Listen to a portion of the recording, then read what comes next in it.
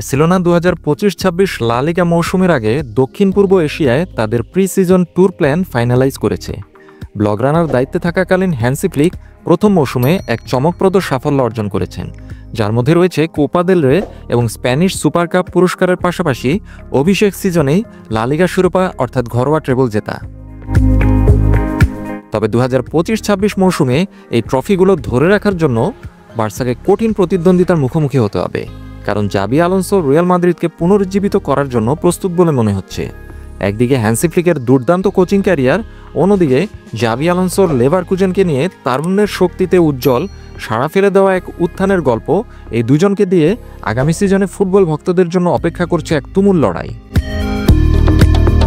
Barcelona এই সামারে কিছু হাস্যকর নিয়মকানুনের কারণে ফিফা ক্লাব বিশ্বকাপ থেকে বাদ পড়েছে, যা কিনা একদিক থেকে ভালোই হয়েছে। হ্যান্সি ফ্লিক এবং তার খেলোয়াড়রা জুলাই মাসে কাতালোনিয়ায় প্রি সিজন ট্রেনিংয়ের জন্য ফিরে আসার আগে একটি গুরুত্বপূর্ণ বিশ্রামের সুযোগ পেয়েছেন। স্প্যানিশ সংবাদ মাধ্যম ডিয়ারিও এস বার্সেলোনার জাপান এবং সাউথ কোরিয়াতে তাদের প্রি সিজন ট্যুর প্ল্যান প্রকাশ করেছে। বার্সেলোনা 24শে জুলাই জাপানে পৌঁছাবে এবং ট্রেনিং শুরু করবে।